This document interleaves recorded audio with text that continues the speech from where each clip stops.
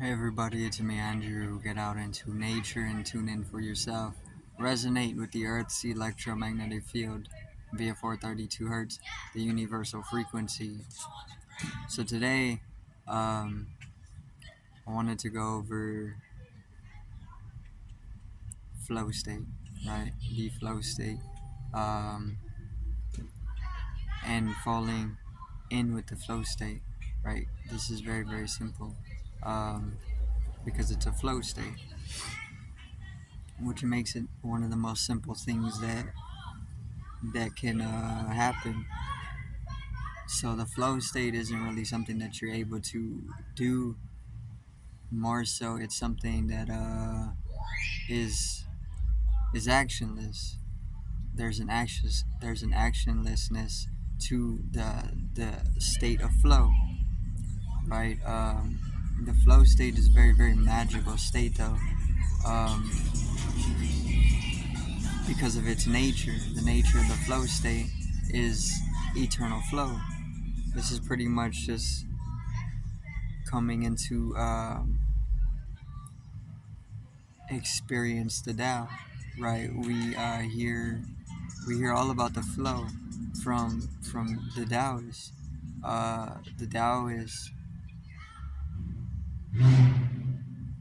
illustrate the flow very very poetically because this is where they're at. They're in the flow state, which is just a degree or a dimension of mysticism. When you're in the flow state, things are very mystical, magical, because it's just a dimension of mysticism to be in that state of flow. Um, so entering into the flow state is just a self-entrancement. That's all it is, which is an entrance. Entrancement is an entrance. Entrance. Um, Passage is formed out of the reluctancy of being able to align with the universality, shifting geometrically into the anatomy's perigrees. So, understanding the entrancement to happen within entering the passageway that can geometrically be aligned with is all within inviting in more passiveness, right? Not that you throw out, not that you should throw out any type of action or like taking action on something, you know, but passiveness is where it is. Um, it's in both, right? Um, but but you can be a little dissonant and corrupt with how you are in the way that you act. But the moment that you start coming into more of a passiveness, you let things go, is the moment that you can enter into a specific type of subjectivity where the universality is flowing through you rather than you as an individual flowing through it. It's it could be the same thing because the moment that the universality subjectively flows through you omnidimensionally or directionally is the moment that the individuality also comes into that transcendental experience of being able to dissolve away as an individual at all, right? So there's multiple different methods or there's multiple different ways to look at it, especially when you're coming in with the individuality to other individuals, but speaking as a universality is it's always omnipresent, right? There's just multiple different methods to go enter into the flow state. But then, if that's the case, why aren't people able to enter the flow state? It's because there's multiple systems, which are usually subconscious, uh, which are developed into our organism, to keep us from being able to step into a certain dimension or degree of that mystical experience of flow state. So being able to enter into that is just within that ability to entrance yourself, which comes with meditation. You can do it through any practice, any practice, playing video games, fighting, painting, rapping, music, playing instruments, sports, any practice. You can do it through any practice. Doesn't matter what the practice is. You can enter the flow state through any practice, but it's meditation. That's the whole point. See, the whole point of any practice, of any craft, is to eventually enter into that flow state, because the flow state is not just a flow state; it's an eternal flow. But it's like a return into our mystical nature. So this is why it's looked towards. In any practice that you take up, you're looking towards that orgasm, or that entering into the flow state, or entering into that mystical experience. And the reason why you're looking towards that in any practice that you're taking up is because that's where we belong, in that lighter state of density, in that higher process. So it's any practice you're taking up, you're looking towards, through that practice, you're looking towards entering into that state of flow, or into that mystical experience, which is just meditation. You're looking for the meditation, the meditativeness in that practice.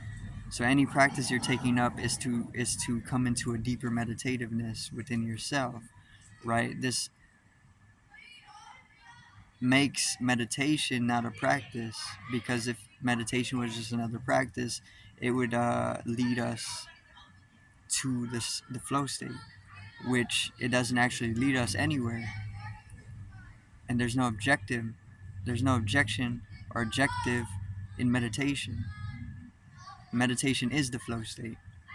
So it's not a practice. You can't practice meditation. You can't meditate. It's something that happens. Like the flow state can be of a spontaneity. It can just happen to people. Well, that is exactly what it's doing. It's just happening to people. But then there's also things like self-entrancement, right, which is just within a specific degree of meditativeness. But any practice that you're doing, like let's say you're playing video games, is to get in the flow state. One example is like Mortal Kombat or something. The whole point is to enter into that flow state, right? This is where the growth comes. This is where the inner exploration really is expanded, as you begin to enter into the flow state more and more throughout your practice. Not necessarily for betterment, to get better, but more so for expansion into more aspects of the total being, which is just one aspect of exploring into the total being is embetterment, right? Because there's evolution and development that naturally comes with that. Because once again, it's a returning to a state of mysticism. That's all the flow state is. When you're in the flow state, things are extremely magical. If you go deep enough into the flow state, then you definitely, the interdimensional merge starts happening at an expanded rate of time, and you can easily start seeing different energies, entities taking form. They can be benevolent, they could be malefic. But the the underlying nature of that experience is very, very magical, right? There's a lot to be said about it, but then there's always the unknown to it, which is why you're exploring it in the first place, which is expansion into the abyss, which is all unknown. So there's even more to not be said on it, which is just leaving you with experience. You just experience it.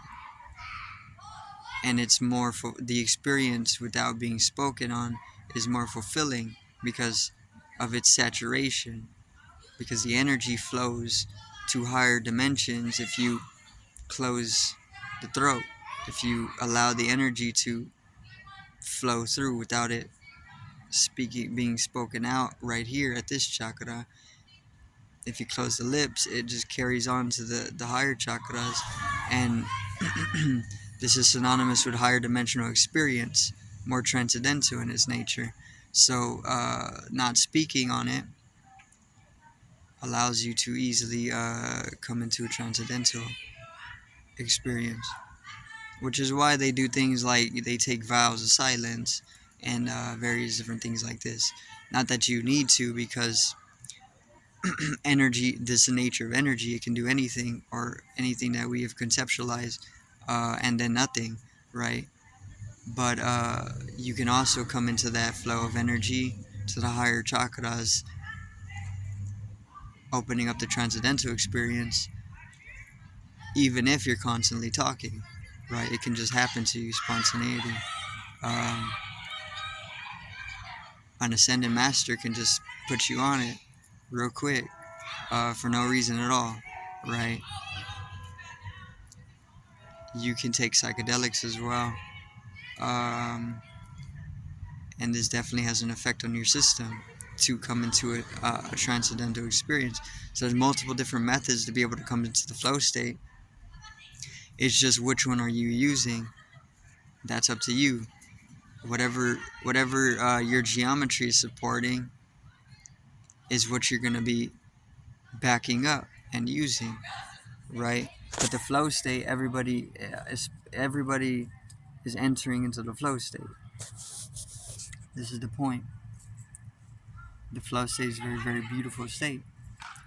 This is the most healing state that there is. It's completely remedial, meaning one experience of the flow state, its mystical quality, can immediately show you that no application of any type of drug or anything like this for healing purposes is ever needed, because it's actually not. And this is more closer to more of a Puritan, right? Puritans, and how they can, an abundance of Puritans can actually help us to stay immune from any type of disease or any type of malalignments that can occur, or malformations that can grow in our system, right? Um, so there's no application that's necessarily needed, and there's plenty of mystics, sages, plenty of very, very wise beings who are already supporting this truth, this holistic way, where they don't apply anything, but they can heal themselves. Cancer, they heal it. They can contract cancer just to show people that they can heal it without anything. Um, Diabetes, anything that's being called incurable in societal way, or the societal program, is easily cured. And there's plenty of ancient people, ancient beings who are alive to this day, who are doing this, right? The media is not gonna show that, because the media supports some other thing, But uh, this is possible. That's the possible. That's not a possibility. That's the reality of it. People are curing themselves. They don't need to apply anything. It's just because we're applying things is the because we're applying things is the reason why we're still contracting things and why things are seemingly incurable. Uh, so it's just in our effort to actually cure ourselves from things which we could just cure, um, is also the reason why we're stuck in having to use applications and whatnot. But this is not a bad thing. This is just the way it's always been, right? There's always been people who are able to just cure themselves from anything, out of their magic, their life force, or and there's also people who are able who need the life force of maybe plants or even the life force of animals to be able to heal themselves from sicknesses and whatnot. So it just goes from one side of the spectrum to the other, right? But there's always the possibility of integrating in more beings who are able to heal themselves without application of anything, right? And then having an abundance of this to be a civilization, right? Which is obviously a higher generation of energy taking place, because there's obviously no need for specific treatment. Uh, and then if there's no need for treatment, there's no need for there's no need for falling into anything that is of a disease or even healing ourselves. So if we don't need to heal ourselves anymore, then what does that make us? That makes I don't actually know. That makes us more godlike, or what we think of gods, right? But the flow state shows you all this. The moment that you enter into flow state, it's gonna show you things like that, where you because it's a healer, or it opens you up to information that can be called very divine information. The flow state is within a process of divification. You can actually come into a divine transmutation the more you enter the flow state and the more that you align with the universe, which is just meditation as well. Meditation is very, very important. Once again, you don't practice meditation, you can't practice meditation. You can practice yoga, maybe. Maybe you can't even practice yoga because yoga is just another alignment, another union, and you can't practice union, but you can unionize, right? It's more of a process, a processing, rather than a destination, an origination, a start point, and an end point. It's just a continuum, a continuity, eternal, everlasting, um, which is the beauty of it because it's the everlasting nature of the flow state that is extremely transcendental.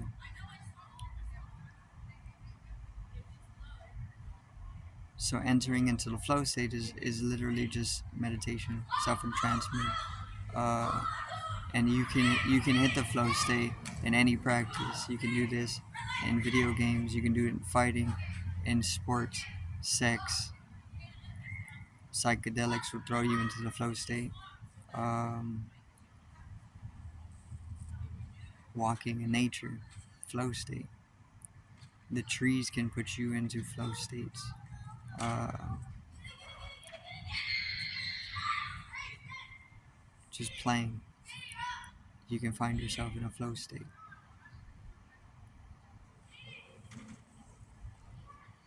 which opens you up to deeper realizations, because it's a stasis of realization in a sense. So, which realization is integral to our development. All beings are, all creatures, all beings are integrating, developing into a self-realized state from unconsciousness to consciousness. This is the Atman, or this is the Brahman, the soul. The soul falls asleep and it wakes up unconscious, conscious. We're all developing to consciousness.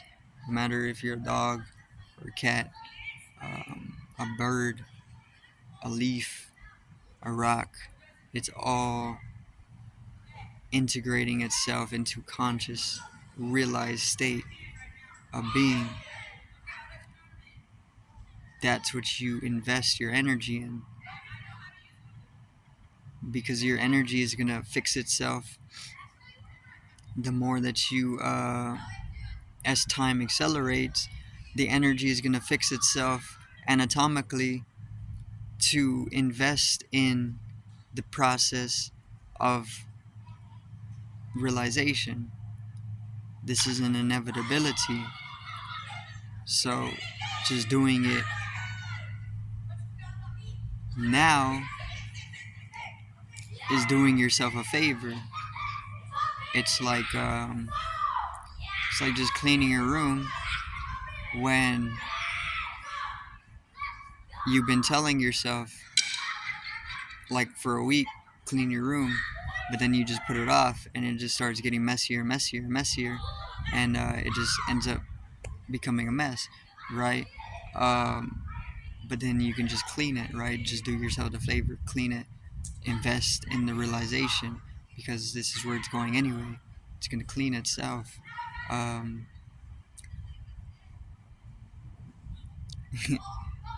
So let me see, the flow state, entering into the flow state. Once you enter into the flow state more and more, you can master the whole self-entrancement process. That's what you really want. You really want to master entering in and out the flow state. And once you become a master at this, life is changed completely. Life is changed as you enter the flow state. But the moment that you start mastering being in the flow state is a whole different degree of realization and experiential transcendentalness, which literally just comes from entering in and out of the flow state repeatedly, on and on and on and on. You can start with any method that is going to throw you into the flow state,